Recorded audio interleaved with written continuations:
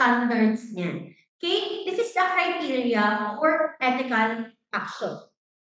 Kung tama ba siya based sa standard na pinrovide norms ng mga tao sa paligid natin. And the other one is meta-ethics. This one naman is the study of origin or source focuses on what is moral. So ito naman, you are trying to question yung pinagmulan niya. Okay? Pag sinabi kasi natin meta, it's beyond. Okay? So you are trying to dig deeper. Okay? So that's the difference between the two. I have illustration here. Is it wrong? Sabi na normative ethics, question the root or value of an action. So the statement is it wrong to kill one person to save many lives? Naman, divided by criteria, sabihin natin batas. Mali ba na pumatay? Kasi there are instances na pumapatay tayo para mailigtas ang nakararami. So, mali ba yun? Meron siyang batayan na sinusunod na tinatanong. On the other one, meta-ethics, it is wrong to kill. Directly. Statement siya, hindi siya question. Mali ang pumatay. Yun ang sinasabi ng meta-ethics. That's the origin eh. Okay? Ito variety of ethical claims. You see the difference of the two? Okay, so ay nagtatandaan lang pag sinabi natin normative, that's what is provided. Merong mga situational na tama bang gawin, meron din panahon na mali itong gawin. This one is based, ito ay nakadepende sa kung ano yung provide ng words ng nakararami. What the meta-ethics, ito na yung mismo yung original, the origin or source of focuses on what is moral. Statement na siya mali-mali. Wala nang other circumstances na papatayo mo kasi nga, may iligtas ako marami. Mali pa din. That is meta-ethics. You see the difference between the two. Okay, next one. Normative ethics, we have 4 kinds. Okay? This one is virtue ethics. When we say virtue ethics, the question there is, good ang character good. Okay? Ibig sabihin, ito ay based on standards at kung anong mabuti. Sabi virtues are values, di ba? Ng mabuting gawain. So, gagawin mo ng ethics na ito, it's because gagawin mo yun dahil ito ay mabuti. Okay? Virtue ethics. Next one is utilitarianism. Kasi utilitarianism, do what maximizes pleasure for the majority of the moral moral community. Ibig sabihin, ang pinaka-main focus natin kay utilitarianism is that lesser the greater the makikinabang, the lesser the pain.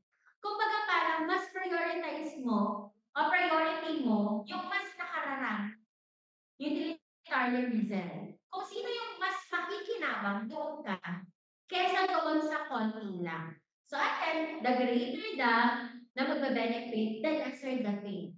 Kaya yung magsasuffer. So again, ang ginakonsider natin dito kay utilitarianism is do what maximizes pleasure for the majority of the moral community. Ang priority mo dito ay yung nakararami. Example niyan, sa classroom natin, meron tayong, sabihin natin 55 learners. Tapos meron dyan na dalawang kadadagdagan. So, ang gagawin mo para hindi maapektuhan ang buong klase, you are going to talk to that learners outside. So, ibig sabihin, hindi na mahahawa o maiingayan, maguguluhan yung 53 learners. Kasi kinuha mo yung nakakaabala sa kanila. So, ibig sabihin, ang kinonsern mo doon is that yung magbe-benefit.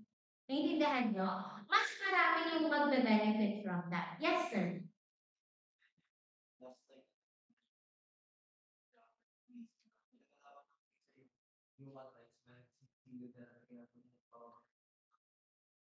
Pwede. Mas normal yun. Kasi ang sinasabi naman ni Duterte, kaya nga pero hindi naman kasi proven na directly siya ang nagpapatay. No? Quote and quote lang natin. Sinasabi kasi si Duterte na kaya niya pinapamatay yung mga drug addict. We're not sure kung siya talaga. Kumbaga parang yun ang quote unquote na lumalabas, sinasabi nila. It's because hindi na sila makasumabal pa sa inyo, makapatay pa sila ng mas makakasal, magiging drug addict, di ba? Puwede yun, puwede natin ipasok yung example ni sir doon. Mas maraming magbe-benefit tapos mga drug addict, di ba? Kumbaga, di ba, yun yung lumalabas kasi doon. So, puwede natin i-example yun as utilitarian consent. Again, ang purpose ni ang pinaka-main focus of utilitarianism is ang majority ang pinaka-pina-prioritize. Okay? Next one, we have the ontology. See, the ontology, do what a reasonable person will do to be a universal law. And ang pinaka-main key point natin this one is duty. Okay? Halimbawa, ako ay isang pulis. Nahuli ko yung tatay ko na drug addict. Duty ko na hulihin. Kasi trabaho ko yun. Whatever the relationship is, trabaho ko yun, hulihin ko yung tatay ko. It's because that is my duty. Yun ang deontology. Intindihan ko? Okay, next one. Egoism. When we say egoism, do what is pleasurable. Gagawin mo kung ano yung gusto mo. Yung nagpapasaya sa'yo, yung sa tingin mo ay tama. Kaya nga ego eh, ikaw lang yan. You're not considering anyone. Ikaw lang, egoism. Next one, we have, lima pala siya, divine command theory. Okay, ito naman, who pleases God. So kahit na may masagasaan ka dyan, kahit na duty mo yan, whatsoever, basta yung action is based on what pleases God. That is a divine command theory under normative ethics. Kahit na ano pa yung pinagbabatayan kahit na ano pang religion na meron. Kasi for example natin dyan, yung pagpapakasal ng mga Muslim. Naniniwala sila na pwede silang magpakasal kahit hanggang ilan, basta kaya nilang buhayin. It's okay. That is under divine command theory. Kasi tama yun para sa kanila. Sa God na sinusunod nila. Sa atin kasi, it's against. So again, yun yung sinasabi natin na ethics. Minsan tama siya, minsan mali siya, depende sa kung ano yung pananiniwalaan mo. O sa atin, mali yun. Kasi hindi yun yung God. Kaya nga, we're the gods eh. Hindi yun yung God na sinusunod natin. So sa tingin natin, ay, that is morally wrong. Pero sa mga Muslim, that is morally right. Nakita niyo po yun? Naiintindihan niyo yun? So yun yung sinasabi natin, normative ethics. Minsan, nag-iiba-iba whether that one is morally right or wrong, depending on kung sino o kung ano yung pinaniniwalaan natin. Gets ba natin yun? Okay, next one. Punta natin yung applied ethics. So, under the ethics, meron kasi tayo na ethics is also a branch of ethics. It says kung tama ko yung action, minsan mali din. Okay? Unethical ba siya or ethical? Illicit ba siya or permissible? That is what we call meta-ethics. And under dyan, meron tayong tinatawag na types of applied ethics. Nandito naman yung mga things that we consider around us. Una-una dyan is the bioethics. Sinabi natin bioethics, field within applied ethics that focuses on ethical issues that relates to biology and biological system. Halimbawa, sa ating mga Pilipino, it is morally wrong na magpa-abort. But in China, it is right. So again, it depends. So under the biological ethics, nag-iiba-iba siya. Kaya nga sabi ni Apply do, minsan the action is wrong, minsan the action is right. It depends. No? Kaya then, pag sinabi natin ethics, it's about biology or biological system. Madali lang tandaan yung nasa ethics kasi andyan mismo yung the word itself. So, madali lang siyang matandaan. Pag nakita yung question, it is about life, ganyan, bio agad yun. If it is right and wrong, ethics agad yun. Madali siya ma-identify. Next one. The next one is business ethics. When we say business ethics, discusses ethical behavior in the corporate world naman. So ito yung mga sa trabaho. Say for example, sa ibang kumpanya, bawal na bawal ang mali kahit isang minuto. world or companies na merong grace period, 15 minutes. Di ba yung mga nag-work dito?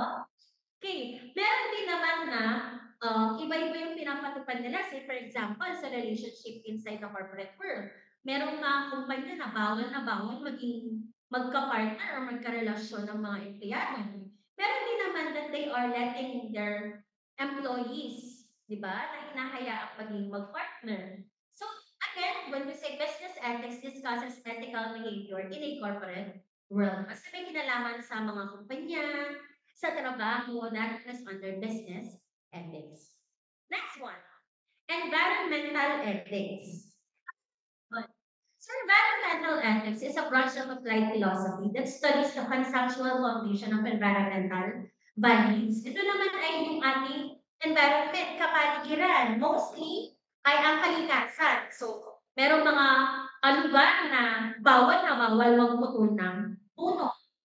Merong mga lugar na bawal mag-mining. Lugar na mining area or kumbaga parang ang pinaka-main source of their industry is mining. Diba? So, kaya ang sinasabi ni applied ethics, minsan tama siya, minsan mali siya. That is applied ethics. Next one. We have sexual ethics.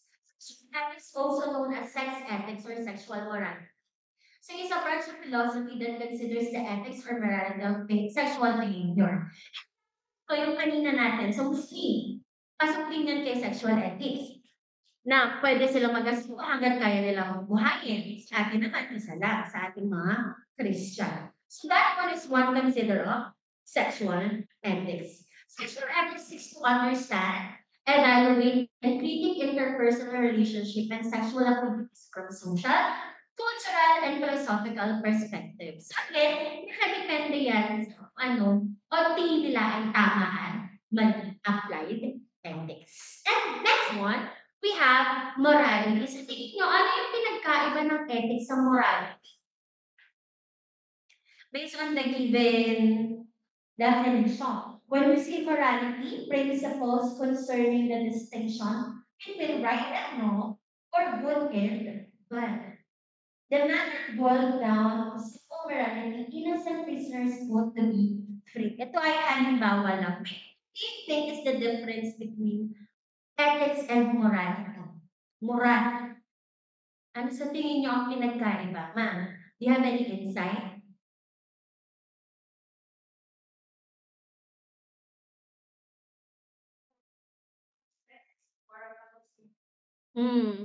Under na siya.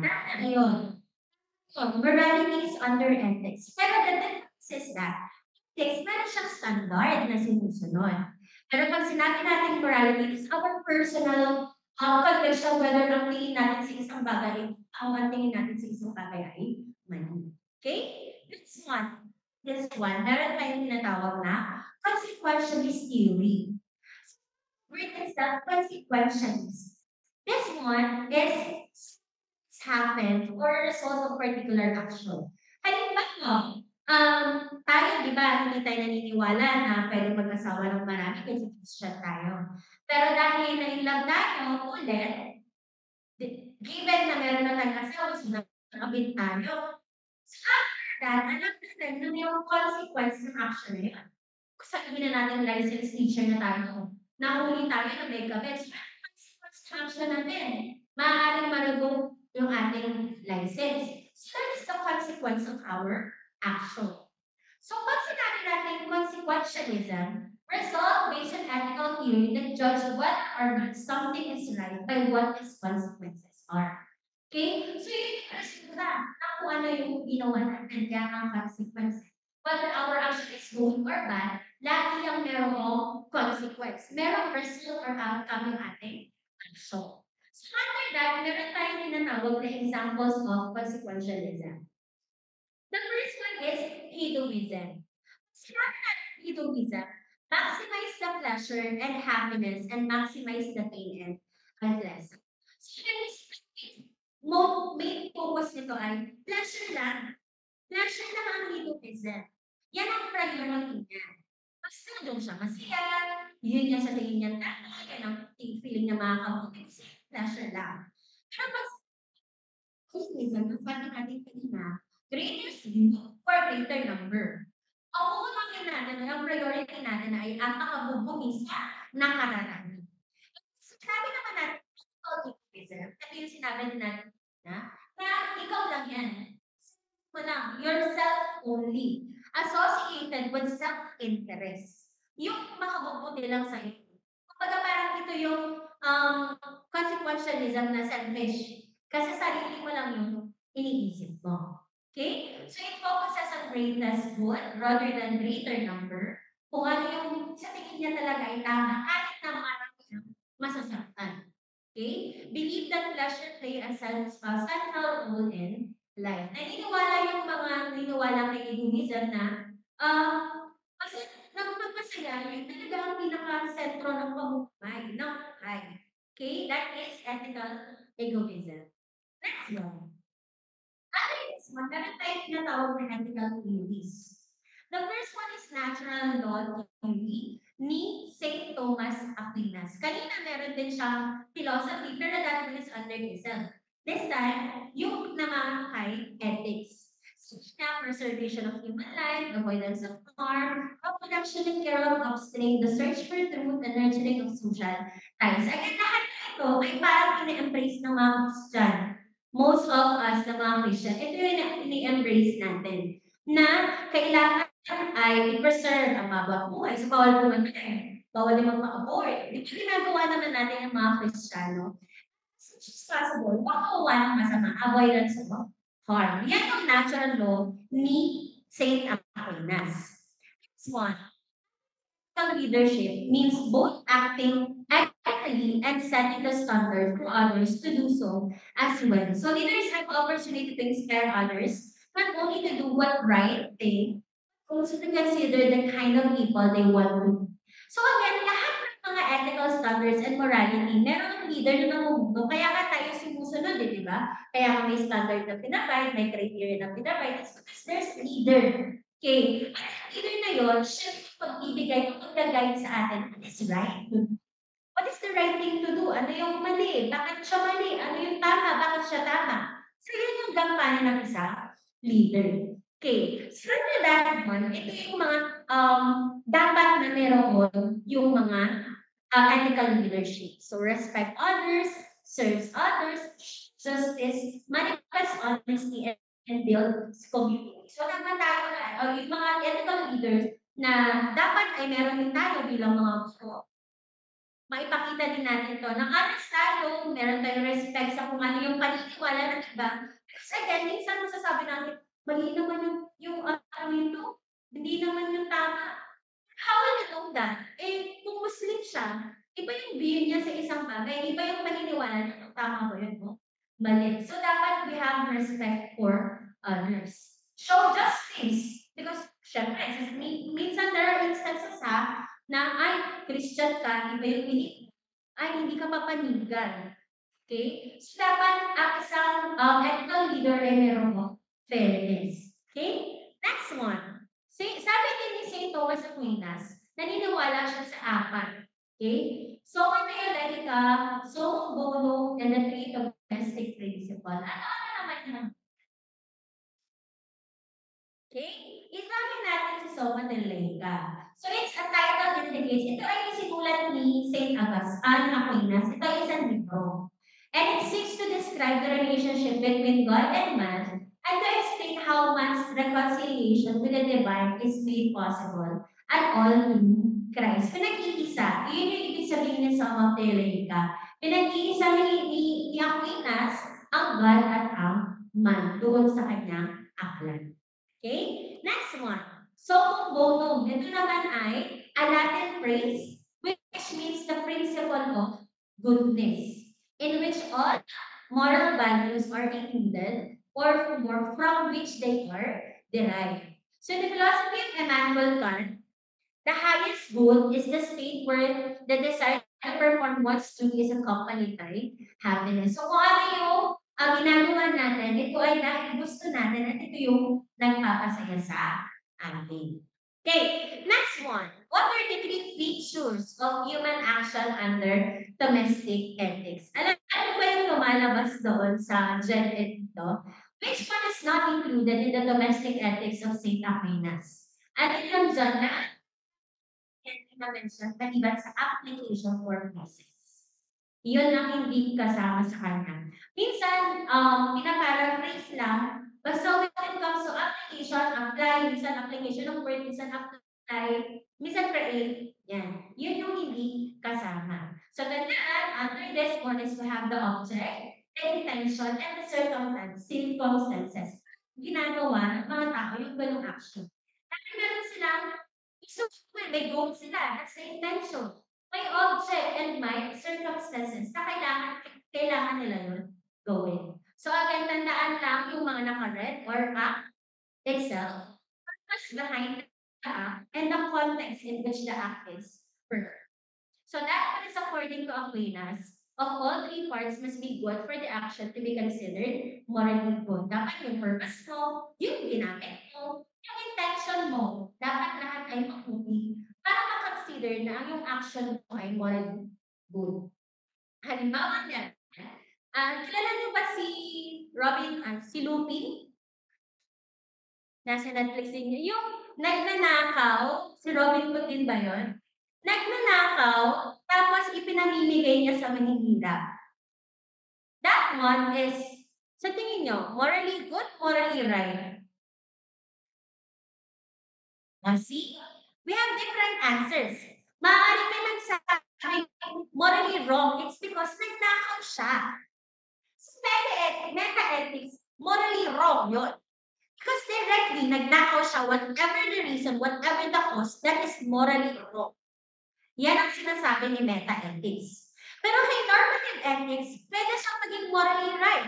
It's because nagnakaw siya lang ang nagkasala, pero ang magbe-benefit noon ay napakarami may hirap under kind utilitarianism. So nakita niyo yun? Sinabi natin ethics, may mga bagay na masasabi natin morally wrong siya, may mga bagay na morally right siya. It depends on the situation and kung kanino mo siya ipapasa.